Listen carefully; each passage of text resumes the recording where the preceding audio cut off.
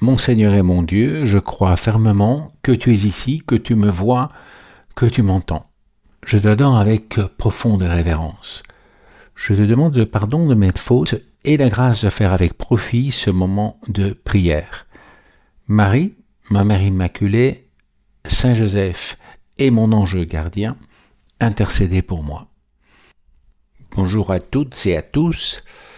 Avec la période de chaleur qui s'annonce, beaucoup de gens s'amusent déjà à se dorer au soleil, généreux. Il y a des moments de la journée qui peuvent être très bienfaisants pour notre peau, spécialement le lever et le coucher du soleil avec sa lumière un peu rougeâtre. Carlo Acutis disait « Quand nous nous tenons devant le soleil, nous bronzons, mais lorsque nous nous tenons devant Jésus Eucharistie, nous devenons saints. » Et le roi Baudouin disait la même chose, il s'exposait devant le Saint-Sacrement pour embellir son âme.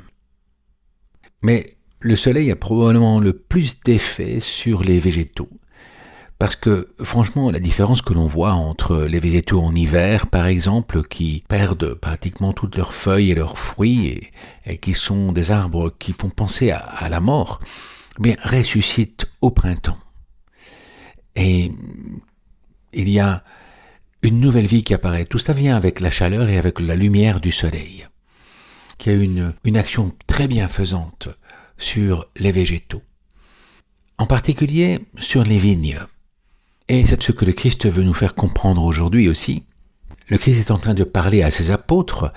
Il vient de leur donner la communion sous les deux espèces, du pain et du vin. En présentant la coupe de vin qu'il avait consacrée, il dit « Ceci est mon sang versé pour vous, pour vos péchés. Prenez, buvez. » Après, le Christ parle dans l'action de grâce du vin de la vigne. Et il dit « Mon Père est le vrai vigneron, et moi je suis la vraie vigne. Et vous êtes les sarments. » Il y a une différence entre les sarments et la vigne. Le cep nourricier, le pied de vigne, est la source de toute la vie des grappes de raisin et des fruits qui vont venir par la suite. Jésus est source de toute vie et de toute grâce, et sans lui nous ne pouvons rien faire, dira-t-il même plus tard. Il nous dit « Demeurez en moi comme moi en vous », de même que le sarment ne peut pas de lui-même porter du fruit s'il ne demeure pas uni, greffé sur la vigne. Ainsi, vous non plus, si vous ne demeurez pas en moi.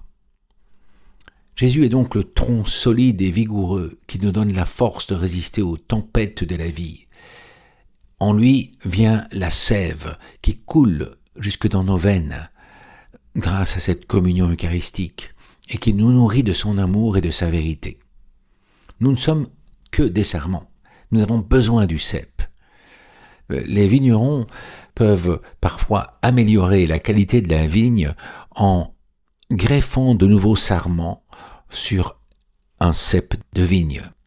Et alors la vigne donne un nouveau goût, un nouveau type de vin, parce qu'elle dépend non seulement du cep, mais également du sarment. Mais ce sarment doit être uni, et s'il a été pris d'un autre cep, et qu'il vient là greffer sur ce nouveau cep, il faut une greffe solide, une greffe que les vignerons attentifs et soigneux peuvent bien faire. Et ça donne alors une variété assez grande dans la vigne. Mais c'est ce qu'il y a également dans l'Église. Nous avons tous des qualités différentes, mais nous pouvons nous greffer sur le Christ, nous unir au Christ et demeurer même dans le Christ et qu'il demeure en nous. Il y a comme une union entre l'homme et Dieu, une symbiose entre lui et nous, entre son sang humain et divin et le nôtre qui ne serait que humain sans lui. Ne dit-on pas justement dans l'offertoire, lorsqu'on prépare les offrandes pour la consécration, on dit « ce vin, fruit de la vigne et du travail des hommes », c'est-à-dire fruit de la vigne du Père et du cep qui est Jésus, et du travail des hommes également. Jésus est un homme, mais nous aussi nous sommes là. Et donc il y a un fruit commun entre Dieu et l'homme qui est présenté comme matière pour l'Eucharistie. Et le Christ va transformer ce travail humain et de la nature créée par Dieu. Il va le transformer en son corps, en son sang, pour nous le donner en nourriture, pour nous nourrir nous-mêmes. Et ça, c'est comme la sève qu'il nous donne, à nous les sarments. Dans l'Ancien Testament, les prophètes parlaient déjà de la vigne de Yahvé, de la vigne de Dieu. Les prophètes Isaïe, Jérémie, Osée, les psaumes utilisaient beaucoup cette image pour décrire le peuple d'Israël, le peuple élu, le peuple soigné par Dieu, qui, malgré tous les soins du Seigneur, va malheureusement s'éloigner assez souvent du Seigneur. Dans Isaïe, on lit « Pouvais-je faire pour ma vigne plus que je n'ai fait? J'en attendais de beaux raisins. Pourquoi en a-t-elle produit de mauvais ?» La vigne du Seigneur, c'est la maison d'Israël et les gens de Juda. Ils sont le plan que je chérissais. Elle ne donnait pas les fruits attendus. Un vigneron qui connaît bien sa vigne sait combien elle demande du soin. La terre doit être bonne, bien exposée au soleil. Il faut parfois l'irriguer, mais pas trop non plus, éviter l'excès d'eau. Le sarment trop vigoureux ne donne que du bois, mais ils sont coupés pour que l'énergie aille dans les bourgeons et dans les grappes. Et puis enfin, il y a la greffe. Le vieux cep peut recevoir un sarment nouveau, ce sarment greffé qui va recevoir la sève, la vie du cep. C'est une image magnifique pour notre baptême, pour les sacrements, pour notre conversion. Greffé sur le Christ, nous recevons sa vie, sa force et sa grâce. Mais il faut rester unis à lui. Par contre, les sarments qui ne prennent pas suffisamment la sève ou qui sont pas bien greffés, ils sèchent, ils se dessèchent, ils sont ramassés, ils sont brûlés.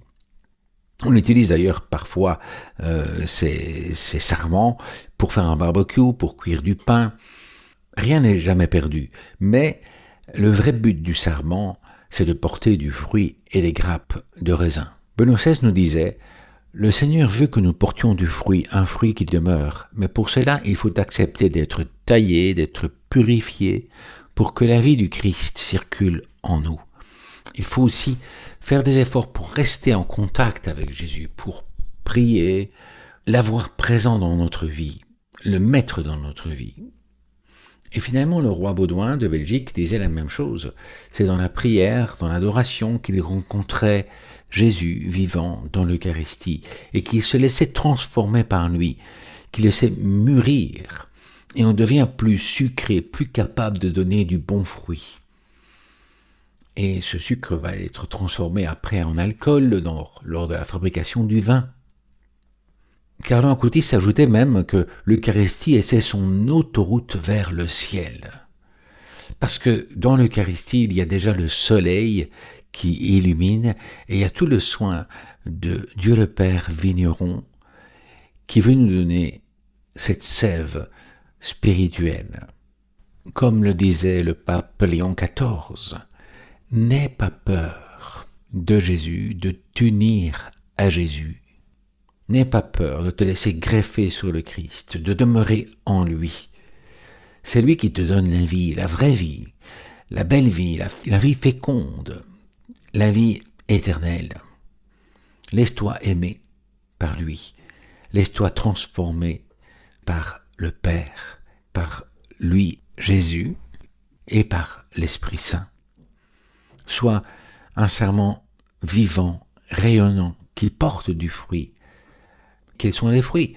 La joie, la paix, la bonté, l'humilité, la charité, la sainteté, la patience, la bienveillance, la fidélité, la douceur et la maîtrise de soi ou la continence.